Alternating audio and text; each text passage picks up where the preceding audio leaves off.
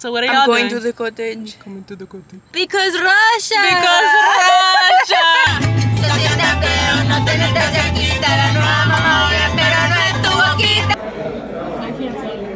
That's the best thing I've ever had.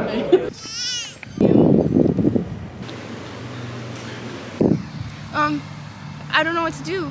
Justin, tell me what spell do we use? Why would I help you? Because you're my brother. I'm your brother?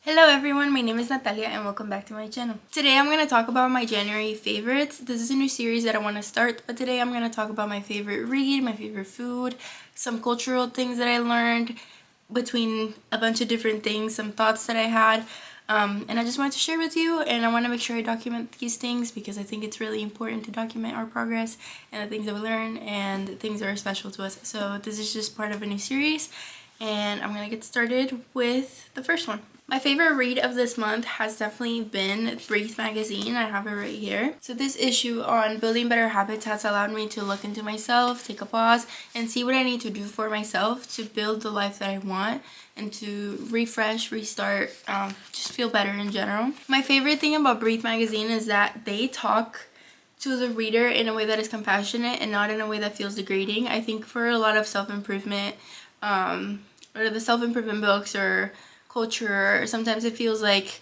you're never enough, you gotta keep going, be an alpha male, and I don't always feel connected to that or understood or feel like it puts me in a position where I want to grow and be better. This issue and all of the ones that I've read by Breathe magazine have been amazing in the sense that they have activities that you can follow, they make it fun, they make it comforting. It helps you get started on your self-improvement journey and in taking care of yourself in a way that feels encouraging and sustainable for the future, instead of something that is like you gotta go full in right now to the point where you end up getting burnt out. This is really walks you through everything, and it's really awesome. I love it if you're a girl in your 20s, or honestly whatever age, but I'm in my 20s, so I think that's why I relate to it, but it's really great. I really recommend it. Now I'm going to talk about my favorite food of the month, and it was definitely this mofongo de ropa vieja. It was the most amazing thing I've ever had in my life. I was able to go to Puerto Rico for a week. I was there, and that was one of the meals I had. It was so good, so rich in flavor. Textures were amazing. I really loved this dish. It was like mind-boggling at the moment. Could have been because I was really, no, it wasn't even because I was really hungry, just in general, it was an amazing food. But I had the chance to try so many different foods while I was there. I was able to record some reactions to some of the foods. There's definitely some top favorites. First time. Like,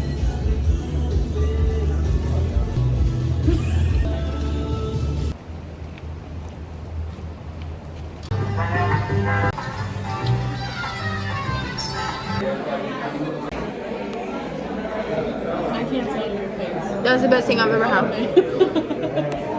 Oh. I had so much quesito while I was there, queso frito, I had empanadas. Like, it's just, I've had really amazing foods this month, but definitely plantain takes the top #1 this month. I had so much of it. It was amazing. If you haven't tried mofongo and you get the chance, you should. It was great. My favorite place this month was 1000%. Obviously, I'm going to keep talking about Puerto Rico because hello, who goes to Puerto Rico and not love it? So I loved Playa Punto Borinquen. It's beautiful. I was staying in San Juan while I was at Puerto Rico, but we made the drive. It was like a 2-hour drive, and it was absolutely beautiful. Like, the most gorgeous beach. You have like a little hill, or like it's like a cliff almost, and then you have like the palm trees. It was so beautiful. It was amazing. I got to swim in the water, something that I don't really do that much in California because the water is really cold here. I loved it so much, and it was truly one of the best times ever. There was a dog. We were playing with the dog the whole time. I was taking photographs. It was really a great time. For that beach, we got to go with some friends, and so it was really fun because we had like a little umbrella, everyone brought snacks, we had drinks, we were just swimming, playing with the dog, taking photographs. They have some caves around there, so you can like walk all the way to the end of the beach and then you can look at some of the caves. That was really cool. Yeah, so really awesome. If you get the chance to go, if you're in Puerto Rico and you have the chance to make that drive, it was really awesome. I know they have some other more popular beaches around that area, and we had some burgers around there too. Those were really good. They were like smash burgers. They were amazing. So if you get the chance to go, that was a really great place. I really recommend it. I do want to add that if you do get the chance to go to any of these places, to make sure to be mindful and respectful of, one, the place, the people, be a good tourist, be nice, be responsible, don't litter. Yeah, let's take care of the pretty places that we have and be respectful of other people's places and culture and country. And so just want to add that if you do go to Puerto Rico. As for music, this was the month of Olivia Dean. I know it's been that month for everyone. Olivia Dean is really, really awesome. I got my mom to love her. So we've just been listening to her this whole time. She's amazing. I truly, like, actually adore her. Like, she's awesome. My favorite song is A Couple Minutes. I love that song. I listen to it all the time. I love that her voice is like so buttery but also deep, and it's, bless her, she's amazing. And so I love her. If you haven't heard her, you totally should. It's awesome. When I'm studying, I have my headphones, and so I plug it into my computer, and then I put a YouTube video of like her singing live, and I just walk into that, and it's been amazing too. And so it's really fun. While baking, I listen to her all the time.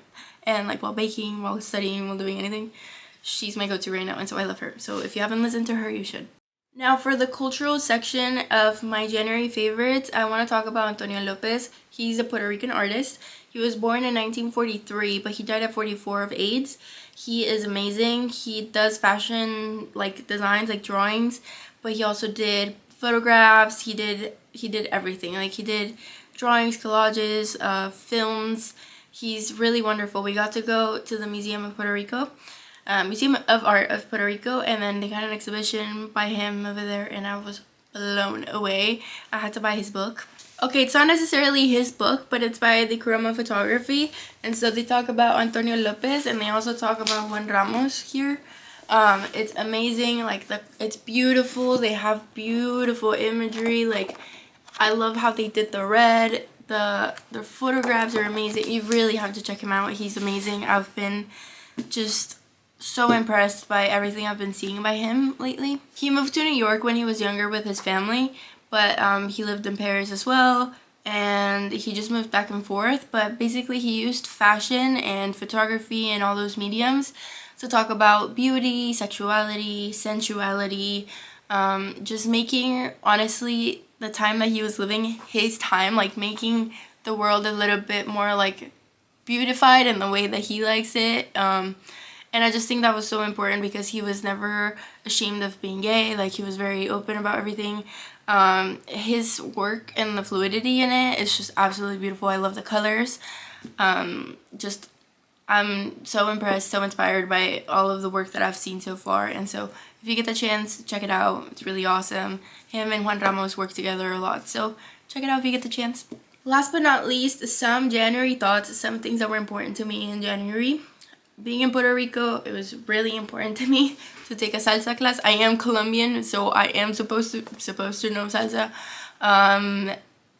It's different, you know, it's different. And so one thing is to dance it with your tío, another thing is to like have a class where they teach you how to guide someone or how to be the follower and whatnot. So I took a class with my friend and it was so much fun. And then I also watched Heated Rivalry as I would, and it was amazing. It was the best. Here's our full review with my friend. Hey, we have been watching the Heated Rivalry. This is what we wanted to talk about. I can't. So basically, she's the one that started watching it, and then so since we're always on the phone, it started showing up on my For You page, but I had never seen it. And so anytime I saw the TikToks or the edits, I would send it to her because immediately, like, of course she's gonna love it, right? And then I started getting into it, and I was like, I'm very curious about this gay romance. And well, since I'm visiting, I was like, well, what else are we gonna do? We're of course gonna watch Heated Reverie. Like, there's nothing else we're gonna. Hello, it's amazing. I have dreams about it. We have one more episode to go, but I have dreams about it. Like, I literally go to bed thinking about it. I wake up, I think about it. I hear a song, I think about an edit we could do. Literally what I said, literally always on my subconscious. I feel like I'm part of a cult. I feel like I'm going insane. But yeah, we're gonna be at the cottage tonight. So what are y'all doing? So what are y'all doing? I'm going to the cottage. Coming to the cottage. Because Russia! Because Russia! too much too good. Too much too good. Oh my god. This show is really consuming me. I love a good gay show. I do. It's probably like the best. And it's the best entertainment that you can find. And that's it. Like me, like I watch all and everything, all of it. I love Heartstopper. I love Heartstopper. Heartstopper is amazing. Yeah. Heartstopper but is that's amazing. Like PG. But that's the best part about it too, though. You know what I mean? Because it's sweet love. Like I love it. I'm obsessed. Pero es que Heated Rivalry como que es algo diferente lo que es eso. I think. Okay. What's good about Heartstopper is that everything is colorful and roses and everyone's gay.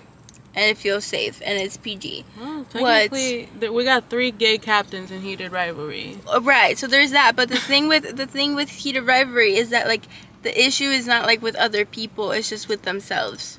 Yeah. So that's what makes it good. It's not like everyone's gonna hate me. Well, kind of because Russia. but because Russia. But it's more of like an inner thing. See, like they're like big like celebrities and like coming out as gay like in a sport like hockey, which is just so straight cis white men like. Anyway, big time. Pues sí. What's the name of the director? Jacob Tierney. Give me 3 more seasons. Thank you very much. There's 2 more seasons already. I know, but I want another one. Oh, okay. 3. 4. So 4 in total? Yeah. I think it goes by the books again. Well, then so get when to it's writing. Over, it's over. Get to writing. I told you I saw that picture of them like on a road trip. Like they totally are on their way to. Oh. Isn't that crazy? Like you're like a waiter one day and then the next day you're like the biggest celebrity. And like trying for 5 years to be an actor and like a bunch of random stuff and te pega. And some like actually more important serious things that I learned about is that life will continue whether you change or not. So it's really important to make sure you're the one that's steering the wheel so that you make your life what you want it to be and you fulfill all your dreams. Graduating college was like a really hard shift for me because I was going from being busy all the time, having a routine, to being like, okay, now it's all up to me. Your friends, like in school, you're kind of forced to see everyone. Here it's like, okay, like if you want to keep your friends, you gotta make the effort, be a villager. So those 3 things are really important. In my life, I feel like I was kind of given, it was like my turn to do what I want with my life instead of just following the traditional path of like, this is what you're supposed to do. So that's been really important for me. Like if I don't change, the world's gonna change anyway, so might as well do something about it and like try to make it the way I want to, in a way almost like Antonio Lopez. Another thing that I learned is that it's really important when you're not feeling good to talk to someone like you love and that loves you, and that will 1000% usually make you feel good. Just being able to put your feelings and your thoughts out of here and onto a conversation really helps. And people have different outlooks on life, and so that's always going to help, like to hear a different perspective on what you could be doing, or just to get you out of that like overthinking cycle that you're in. That's always really helpful. So that was really nice. I think I really learned a valuable lesson there, and like a hearing, like being able to take in advice and talking about my feelings with people that I care about. That's really important, really essential, will make you feel better.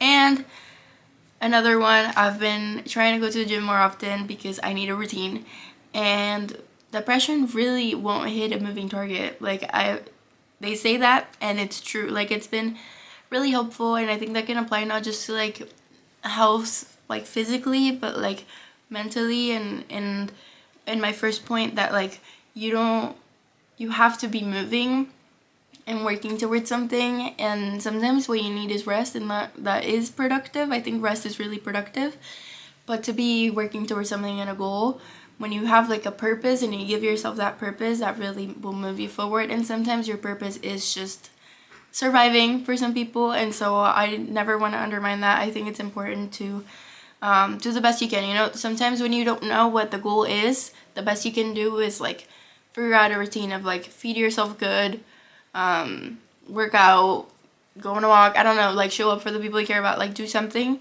explore your hobbies, take yourself out on a date, and from there the purpose will come.